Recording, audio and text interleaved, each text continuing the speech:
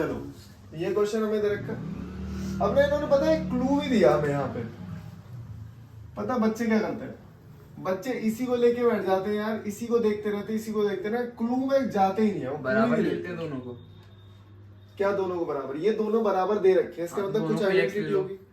तो यहाँ पे मैंने किया यार y cos थीटा चाहिए मुझे, लेकिन y cos क्यूब दे रखा है। क्या मैं इसे ऐसे लिख सकता हूँ, y cos theta and cos square theta, मैंने अलग कर दिया, और इज इक्वल टू में sin थीटा cos थीटा। और यहाँ पे इसको ऐसे लिख देते हैं। यहाँ पे भी एक चीज कर सकते हैं, चलिए इसको भी अलग करके देखते हैं एक बार, x sin थीटा और sin स्क्वायर थीटा। तो यार यहाँ पे मुझे एक चीज पता लगी, क्या मैं इसको कुछ और लिख सकता हूँ?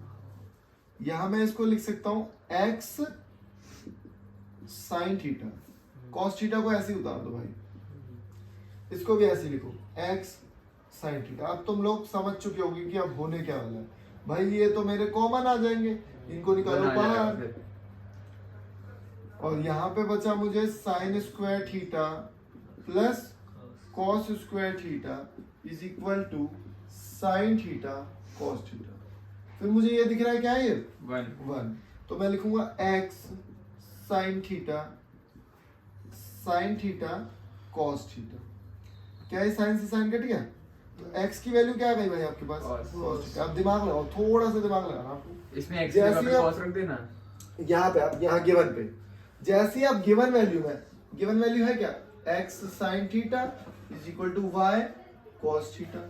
x की जगह लिखना cos थीटा, तो मैंने लिखा cos theta sin theta y cos theta. क्या ये दोनों वैल्यू कट गई? तो क्या y की वैल्यू आ गई? क्या आ गई y की वैल्यू? sin theta. तो भाई x स्क्वायर और y स्क्वायर क्या करूंगा, x स्क्वायर मतलब cos square theta plus sin square theta बराबर 1 होता है। हो गया प्रूफ। और यहाँ पे तो x square plus y square मुझे 1 प्रूफ करना था। थोड़ी सी मेहनत करनी होती है हर क्वेश्चंस में, और लॉजिक पढ़ना होता है कि गिवन से क्या मैं एक्सट्रैक्ट कर सकता हूँ, और गिवन से मैंने पकड़ लिया तो क्वेश्चन हो जाते हैं। ये तो एमसीक्यू में भी आते हैं क्वेश्चंस। अब यहाँ पे वैल्यूज फाइंड करनी होती है, हमें क्वेश्चन मार्क डाला होता है। ये एमसीक्यू में प्रूफ कैसे कर देते हैं? यही तो बता रहा हूँ अंग्रेज। एमसीक्यू में क्या होगा, क्वेश्चन मार्क लगा होगा, लिखा होगा वैल्यू 1 2 3 4, समझा? अगर यही क्वेश्चन एमसीक्यू में आएगा तो कैसे आएगा, क्वेश्चन मार्क लगा दिया, what is the value of x square plus y square is equal to 1 2 3 4, zero भी हो सकती है, -1 कुछ भी रख देंगे, लेकिन नेगेटिव वैल्यूज हो नहीं सकती क्योंकि दोनों के स्क्वायर कर रहे हैं और ऐड कर रहे हैं, तो नेगेटिव वैल्यू तो ऐसे ही नेगलेक्ट कर देंगे हम लोग। तो यहाँ पे तुम्हें ये समझनी है इस तरीके से, ठीक है?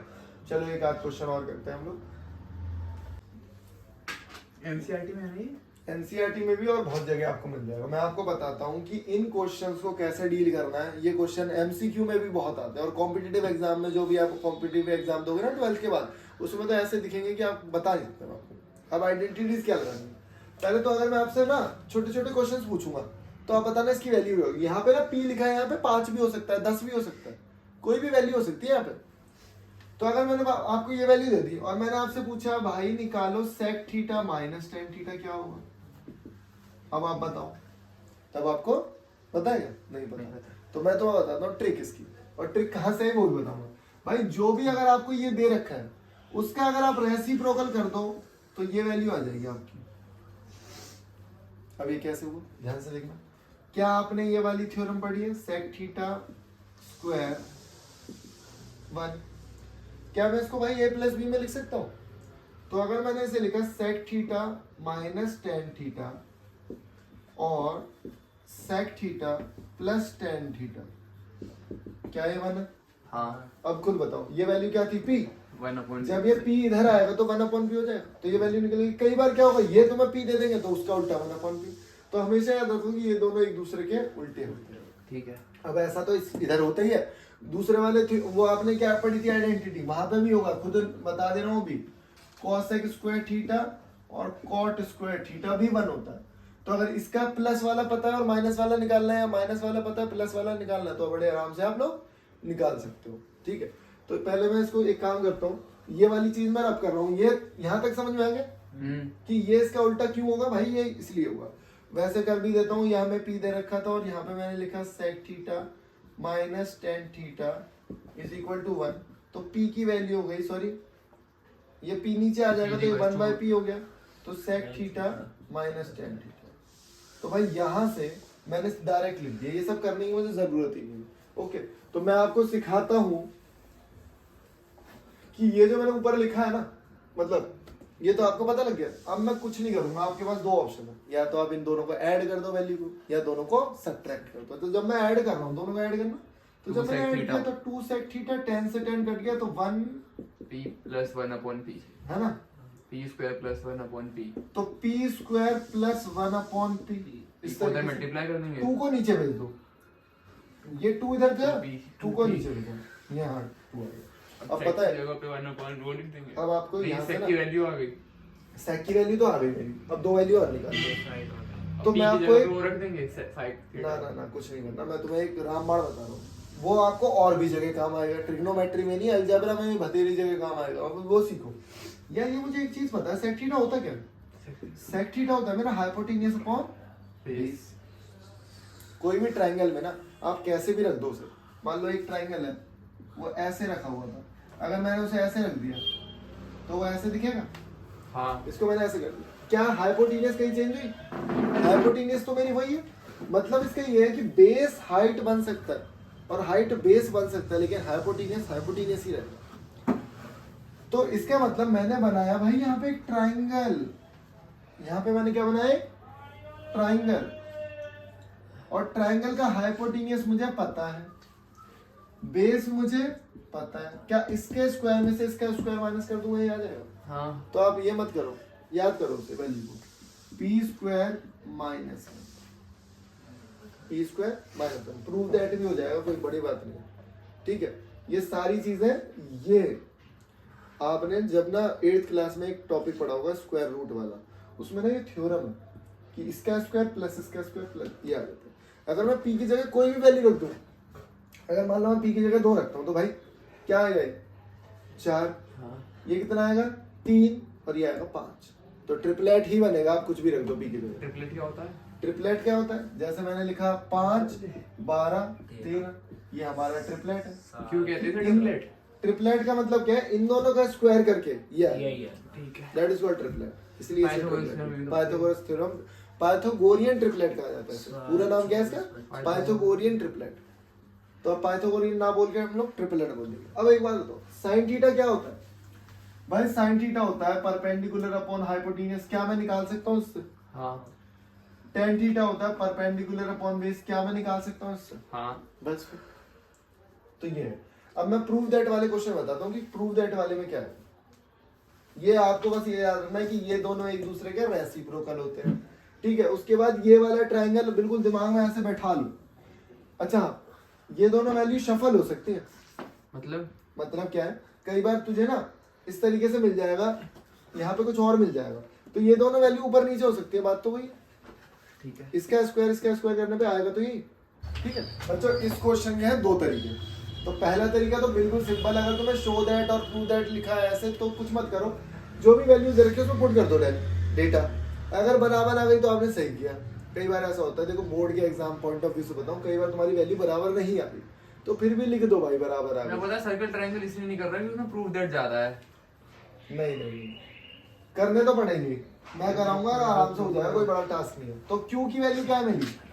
तो मैंने लिखा है यहाँ पे क्यू पी स्क्वायर माइनस 1, और ये मुझे प्रूफ करना है 2p।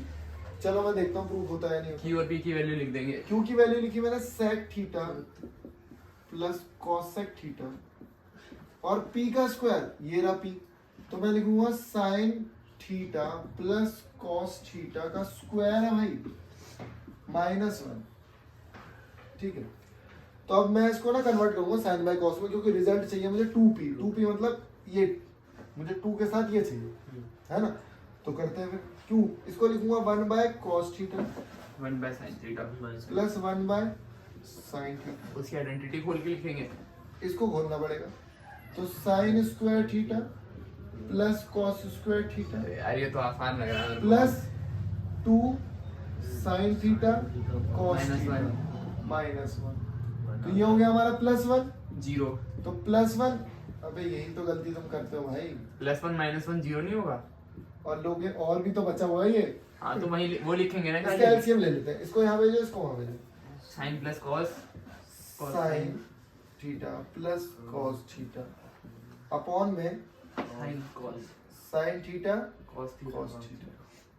अगले स्टेप में क्या होगा, देखो ये 1 से 1 तो कट चुका है, हाँ तो ये sine theta cos theta sine theta cos Multiply theta भी कर कट देंगे। गए, कट गए भाई ऊपर नीचे। ओ, ठीक है। तो बचा क्या, 2 बचा मेरे पास। हाँ। और 2 के साथ ये पूरा डेटा देखो, की मैं वैल्यू दोबारा बोले देख रखी लो है। वीडियो अगर समझ में ना आए। 2 sine theta plus cos theta, और पता है आपको 2 के साथ ये लिखा हुआ भाई, यही तो प्रूफ करना था, 2p, यही तो p है हमारा। हाँ हो गया प्रूफ, ठीक है।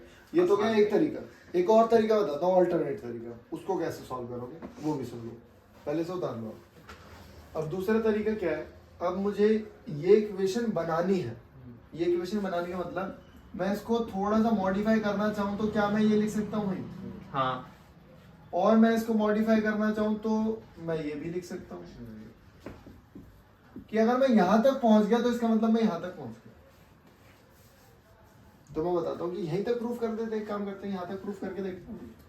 तो मैंने इसको कन्वर्ट किया again 1/cos theta plus 1/sin theta, LCM ले लो आप। ये गया यहाँ sin theta plus cos theta upon में sin थीटा और cos थीटा। ये हो गया आपका Q। अच्छा ये क्या हो गया, P।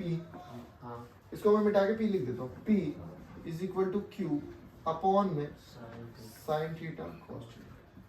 मैं ना sin थीटा cos थीटा की वैल्यू निकाल रहा हूँ, ध्यान से देखो, क्योंकि मुझे मैंने बताया ना पहले मुझे P/Q चाहिए यार। तो P/Q क्या आएगा, Q को भेजो इधर, इसको भेज दो उधर, तो P/Q आ गया भाई मेरा sin theta cos theta. Okay, पहला स्टेप तो ये हो गया। दूसरा स्टेप मुझे यहाँ 2 चाहिए था, 2 चाहिए था, ठीक है, बोथ साइड 2 से मल्टीप्लाई करके, कोई बड़ा ही टास्क नहीं है।